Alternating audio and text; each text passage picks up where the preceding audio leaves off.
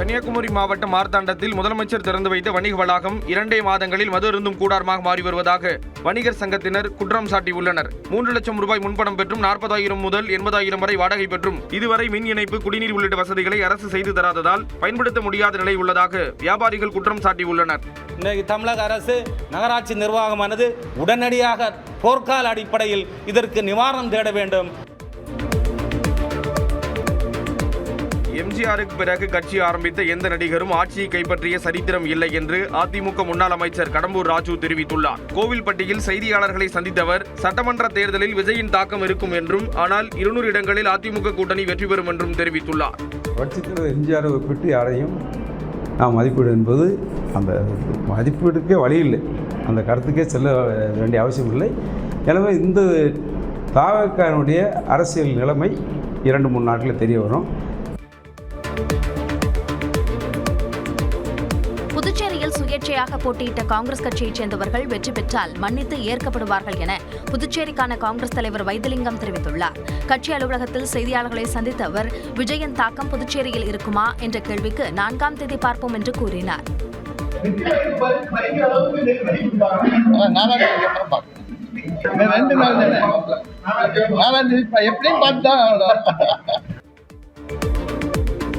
கிருஷ்ணகிரி மாவட்டம் போச்சம்பள்ளி அருகே பனைமரத்திலிருந்து விழுந்த சிறுவன் உயிரிழந்த சம்பவம் சோகத்தை ஏற்படுத்தியது. பாப்பாரப்பட்டி கிராமத்தைச் சேர்ந்த 15 வயதான நந்தகுமார் தங்களது தோட்டத்தில் உள்ள பனைமரத்தில் ஏறி நுங்கு பறிக்க முயன்றுள்ளார். அப்போது எதிர்பாராத விதமாக மரத்திலிருந்து தவறி விழுந்ததில் தலையில் பலத்த காயம் ஏற்பட்டு உயிரிழந்தார்.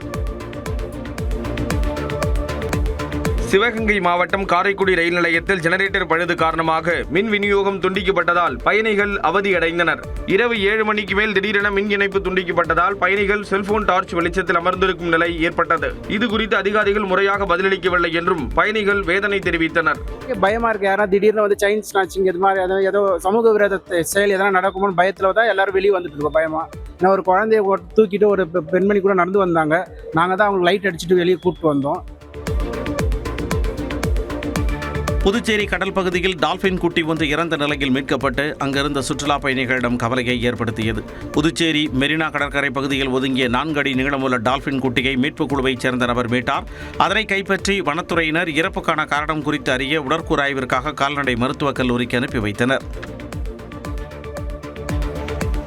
திருவள்ளூர் மாவட்டம் சிறுவாபுரி பாலசுப்பிரமணிய சாமி கோயிலில் அமைச்சர் சேகர்பாபு வழிபாடு நடத்தினார். திங்கட்கிழமை சட்டமன்ற தேர்தல் முடிவுகள் வெளியாக உள்ள நிலையில் கோயிலுக்கு வந்த அமைச்சர் வழிபாடு நடத்தினார். அவருக்கு மாலைகளும் விபூதி பிரசாதங்களும் வழங்கப்பட்டன.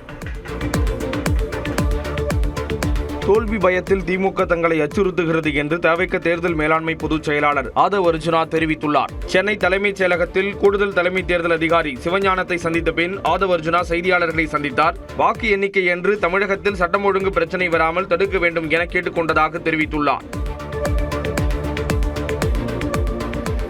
சென்னை மதுரவாயில் அருகே இருசக்கர வாகனத்தில் சென்ற நபர் சாலையில் இருந்த பள்ளத்தால் நிலை தடுமாறி விழுந்ததில் லாரி மோதி உயிரிழந்தார். தஞ்சையைச் சேர்ந்த ஹைதர் அலி சென்னையில் உள்ள நிறுவனத்தில் பொருட்களை டெலிவரி செய்யும் வேலை செய்து வந்தார். துறைமுகத்தில் இருந்து ஸ்ரீபெரும்புத்தூர் நோக்கி இருசக்கர வாகனத்தில் சென்றபோது விபத்து ஏற்பட்டு அவர் பரிதாபமாக உயிரிழந்தார்.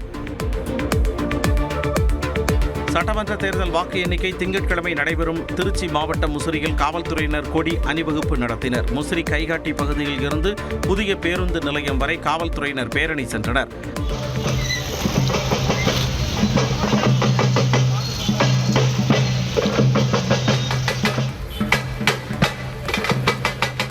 அதேபோல தருமபுரியிலும் அரசு பொறியியல் கல்லூரியில் தொடங்கி தருமபுரி பழைய பேருந்து நிலையம் வரை மாவட்ட எஸ்பி மகேஸ்வரன் தலைமையில் 300க்கும் மேற்பட்ட காவல்துறையினர் அணிவகுப்பு நடத்தினர்.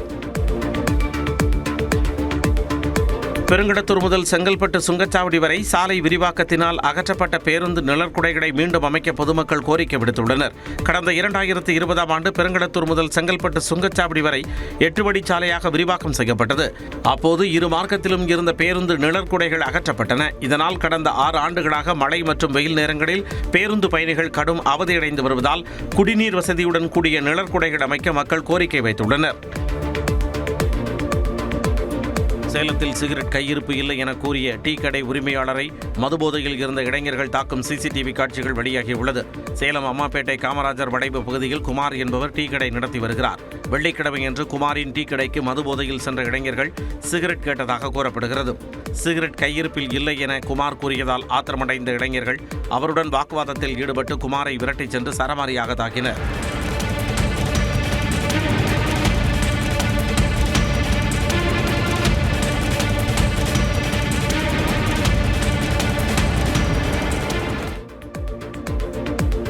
திண்டுக்கல் மாவட்டம் கன்னிவாடி மலை கிராமத்தில் 93 ஏக்கர் பட்டா நிலத்தில் கட்டப்பட்ட தடுப்பணையை நேரில் சென்று ஆய்வு செய்ய உயர்நீதிமன்ற நீதிபதிகள் முடிவு செய்துள்ளனர். பட்டா நிலத்தில் கட்டப்பட்ட தடுப்பணையை அகற்ற வனத்துறை பிறப்பித்த உத்தரவை ரத்து செய்ய கோரிய மனு உயர்நீதிமன்ற மதுரை கிளையில் நீதிபதிகள் சுவாமிநாதன் புகழேந்தி முன் விசாரணைக்கு வந்தது. அப்பொழுது தனியார் நிலத்தில் மிகப்பெரிய அணை கட்டப்பட்டுள்ளதால் இந்த வழக்கின் முக்கியத்துவம் கருதி நீதிபதிகள் இருவரும் நேரில் சென்று ஆய்வு செய்ய உள்ளதாக தெரிவித்தனர். மேலும் வழக்கு விசாரணையை ஜூன் மாதத்திற்கு ஒத்திவைத்தனர். பொள்ளாச்சி அருகே மதுபோதையில் தகாத முறையில் நடந்த இளைஞரை கொன்று புதைத்த தம்பதியை காவல்துறையினர் கைது செய்தனர். ஆழியார் பகுதியைச் சேர்ந்த கருப்பசாமி மதுபோதையில் தனது நண்பன் சந்திரனின் மனைவியிடம் ஆபாசமாக பேசியதாக கூறப்படுகிறது. இதனால் ஆத்திரத்தில் கருப்பசாமியை அடித்துக் கொன்று சந்திரன் மற்றும் அவரது மனைவி காளீஸ்வரி புதைத்தனர். இந்த தகவல் பரவிய நிலையில் கருப்பசாமியின் உடலை கைப்பற்றிய காவல்துறையினர் தம்பதியை கைது செய்தனர். பழனி தண்டாயுதபாணி கோவிலில் அமைச்சர்கள் KN நேரு, சக்கரபாணி ஆகியோர் சாமி தரிசனம் செய்தனர். சட்டமன்ற தேர்தல் வாக்கு எண்ணிக்கை நாளை நடைபெறும் நிலையில் அவர்கள் வழிபாடு நடத்தினர்.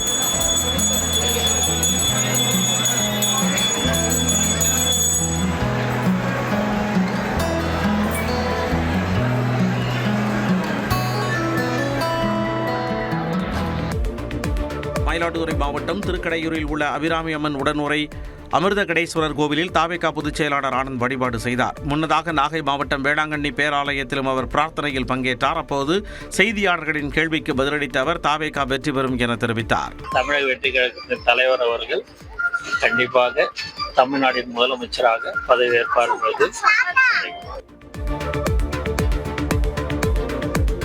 எடப்பாடி பழனிசாமி முதல்வராவது உறுதி என புதிய நீதி கட்சி தலைவர் AC சண்முகம் தெரிவித்தார்.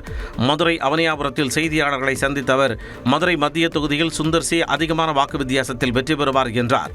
பெரும்பான்மை கிடைக்கவில்லை என்றால் விஜயிடம் பேச்சுவார்த்தை நடத்த வாய்ப்புள்ளதா என்ற கேள்விக்கு அதுபோன்ற வாய்ப்புகள் நிச்சயம் வராது என்று கூறினார். திருப்பூர் மத்திய பேருந்து நிலையத்தில் மனித கழிவுகளுடன் கூடிய கழிவுநீர் வெளியேறி பரவுவதால் பொதுமக்கள் கடும் அவதிக்குள்ளாகியுள்ளனர். தினமும் லட்சக்கணக்கானோர் பயன்படுத்தும் பேருந்து நிலையத்தில் கழிவறைகளின் செப்டிக் டேங்க் முறையாக அமைக்கப்படாததால் அடிக்கடி கழிவுநீர் வெளியேறுவதாக தொடர் புகார் எழுந்து வருகிறது. அந்த வகையில் மனித கழிவுகளுடன் கழிவுநீர் வெளியேறி நடைமேடைகளில் பரவியதால் பேருந்து நிலையம் முழுவதும் கடும் துர்நாற்றம் வீசுவதுடன் தொற்றுநோய் பரவும் அபாயமும் ஏற்பட்டுள்ளதாக பயணிகள் அச்சம் தெரிவித்துள்ளனர். மாவட்டம் போடி அருகே சூறைக்காற்றால் இலவம், தென்னை, வாழை மரங்கள் சேதமடைந்ததுடன் மின்கம்பங்கள் முறிந்து விழுந்து சேதமடைந்தன. மேலப்பரவு மலை கிராமத்தில் வியாழக்கிழமை மாலை சூறைக்காற்றுடன் கூடிய மழை பெய்தது. அப்போது மரங்களும் மின்கம்பங்களும் சேதமடைந்தன.